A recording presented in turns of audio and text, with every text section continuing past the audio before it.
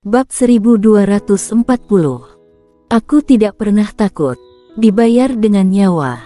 Kerutan di kepala warrior yang semakin dalam. Sebelum dia meninggal, ada mengirim sebuah jimat transmisi suara dan menyebut namamu.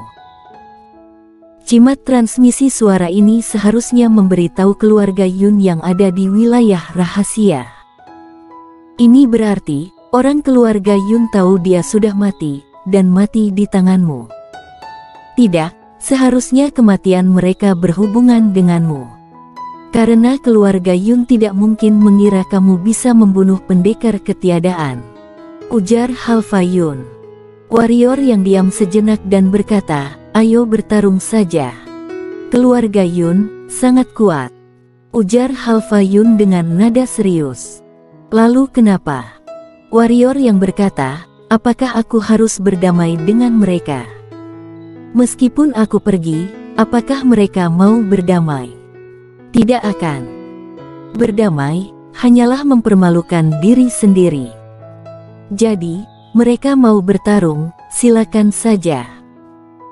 Berkata sampai di sini, warrior yang diam sejenak lalu berkata, aku tidak suka bertarung, juga tidak suka membuat masalah.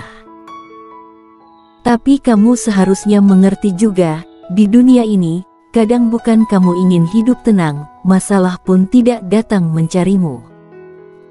Jadi, hanya bisa berdamai, mungkin masalah akan menjadi kecil. Sama seperti sebelumnya, waktu mereka datang aku langsung memberikan benda pusaka pada mereka, lalu memohon ampun. Jika seperti itu, mungkin mereka akan melepaskan kita. Kita pun tidak akan terjerat masalah. Tapi, kamu tidak mungkin bertindak seperti itu, ujar Halfa Yun. Tentu saja tidak akan.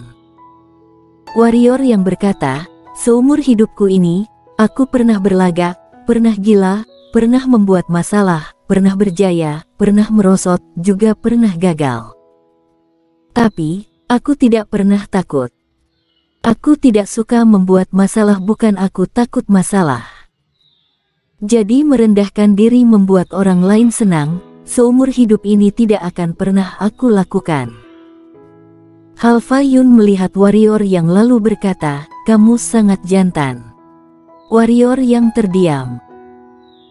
Halfa Yun merapikan rambut di telinga dan berkata, aku tahu kamu tidak takut, tapi aku ingin memberitahu padamu, keluarga Yun bukanlah organisasi kehancuran dunia. Keluarga ini sudah muncul sejak lama, satu generasi dengan Wuji. Memiliki dasar yang cukup mendalam dalam benua ini. Putra mahkota kalian kenapa begitu lemah? Ujar warrior yang.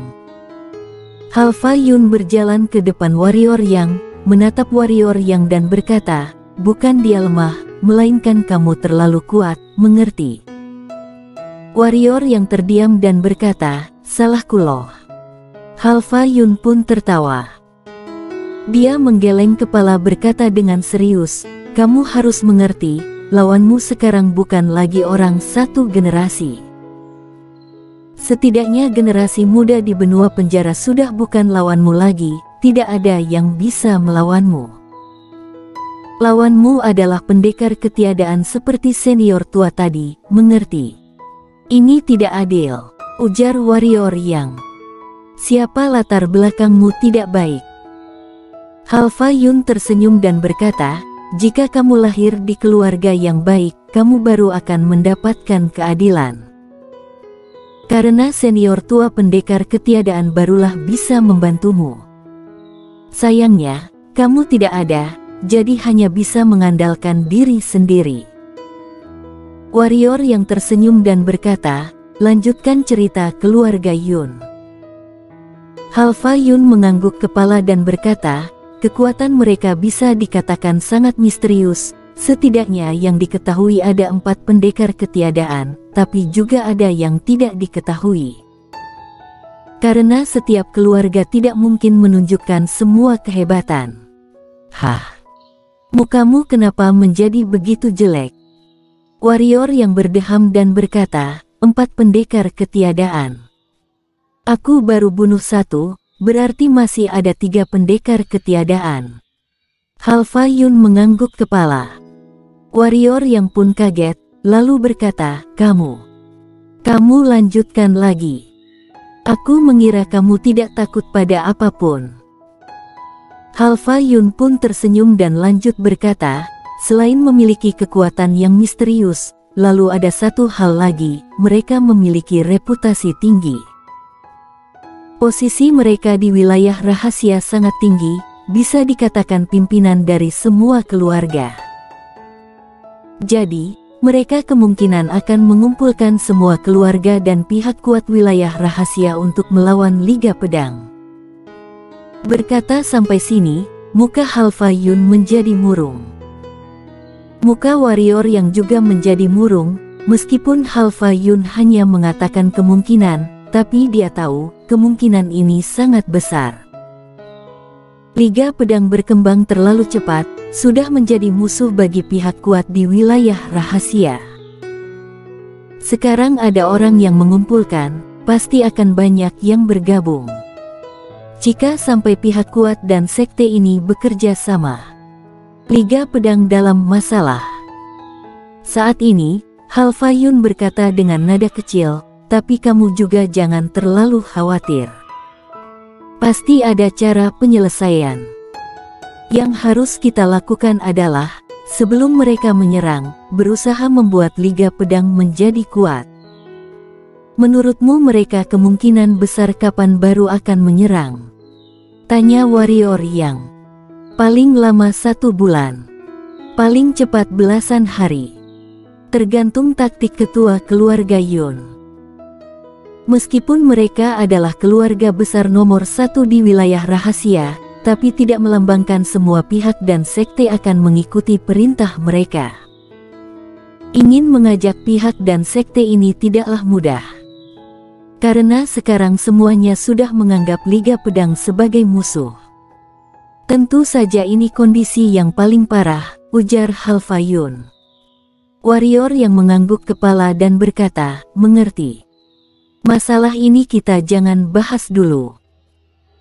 Selesai berkata, warrior yang melihat ke pavilion yang ada di kejauhan dan berkata, kita pergi ke sana lihat, masih ada benda pusaka apa di istana Dewa Pedang ini.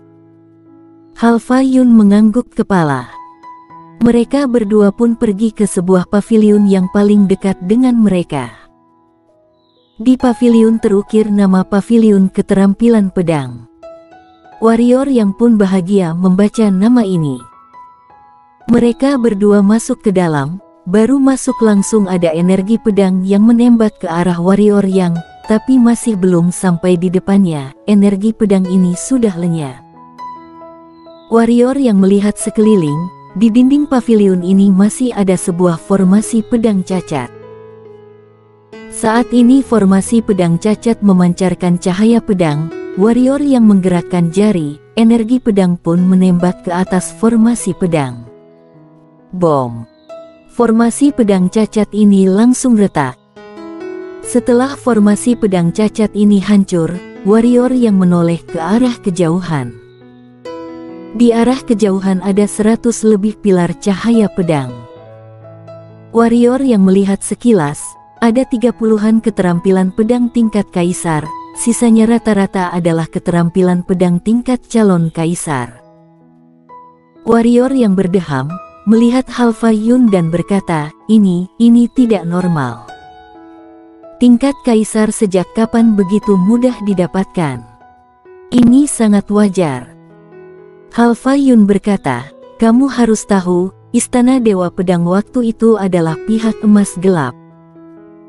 Sepanjang sejarah, hanya pernah muncul satu pihak emas gelap di benua penjara, itu adalah istana Dewa Pedang. Sebenarnya benda pusaka istana Dewa Pedang tidak hanya ini saja, pasti ada banyak yang sudah hilang. Perlu diketahui, istana Dewa Pedang waktu itu memiliki semua keterampilan pedang di benua ini. Yang bisa dipilih istana Dewa Pedang, paling rendah adalah tingkat calon kaisar.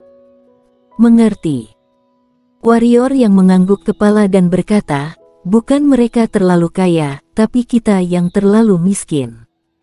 Betul, ujar Halfa Yun. Warrior yang memandang Halfa Yun juga memandangnya, mereka pun saling senyum.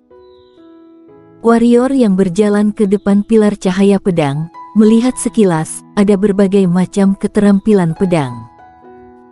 Lalu, menggeleng kepala, tidak ada yang tertarik.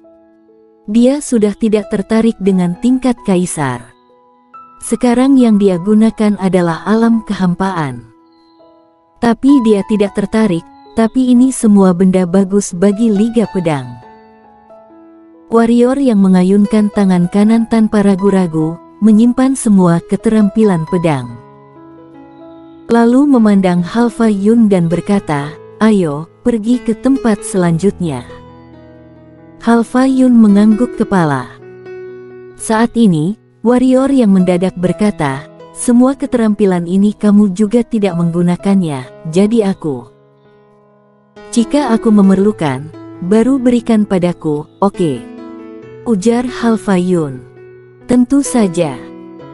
Warrior yang tersenyum, mereka berdua pun keluar dari paviliun ini pergi ke paviliun selanjutnya. Tapi, mereka sangat kecewa karena di dalam paviliun ini tidak ada benda apapun. Mereka pun pergi ke paviliun selanjutnya. Mereka berdua semakin kecewa, sudah masuk ke 8 paviliun, tapi semuanya kosong. Seharusnya tidak ada melakukan perlindungan. Halfa Yun berkata, paviliun pusaka langit dan paviliun keterampilan pedang sebelumnya ada formasi pedang yang melindungi, tapi paviliun yang tadi kita masuk malah tidak ada, bahkan tidak ada pilar cahaya. Ini ada dua kemungkinan. Pertama adalah istana Dewa Pedang waktu itu tidak melakukan perlindungan pada benda pusaka ini. Seperti paviliun keterampilan pedang itu, ada pilar cahaya pedang yang melindungi. Jika tidak ada, benda-benda ini pasti sudah hilang. Kedua adalah, ada orang yang datang ke sini, mengambil semua benda di sini, tapi ini kemungkinan yang kecil. Warrior yang berkata, "Sudahlah, tidak ada ya tidak ada." Selesai berkata, tatapan mata tertuju pada paviliun terakhir yang ada di kejauhan. "Pergi?" tanya Halfa Yun. "Tentu saja." Selesai berkata, bersama Halfa Yun pergi ke paviliun terakhir. Di atas paviliun ini terukir nama paviliun kapal. Paviliun kapal. Warrior yang mengerutkan kening, bersamaan dengan Halfa Yun masuk ke dalam. Pas masuk, warrior yang dan Halfa Yun pun tercengang. Paviliun ini sangat luas, di tengah ada sebuah kapal raksasa, panjang sekitar puluhan ribu meter, lebar ribuan meter, tinggi juga ribuan meter. Ini adalah benda raksasa. Di 4 sisi kapal ada 10 menara raksasa berukuran 100 lebih meter, terutama bagian paling atas kapal, ada menara meriam raksasa berukuran 300 meter. Kapal awan alam kehampaan. Halfa Yun di samping sudah kehilangan suara. Kapal awan alam kehampaan. Warrior yang memandang Halfa Yun. "Kamu kaya." Halfa Yun mendadak menggenggam lengan warrior yang dan berkata dengan semangat, "Ini adalah kapal awan alam kehampaan, benua tidak ada, termasuk di dalam wilayah rahasia. Bisa dikatakan, ini kapal awan alam kehampaan terakhir di benua. Ini ada beda apa dengan kapal awan alam kaisar?" tanya warrior yang pada Halfa Yun yang bersemangat. Ini. Halfa Yun baru ingin berbicara. Saat ini, ekspresi warrior yang pun berubah dan berkata, "Ada orang." Selesai berkata, dua orang ini menoleh kepala ke arah luar istana. "Kamu." Warrior yang langsung membelalakkan mata. Bersambung.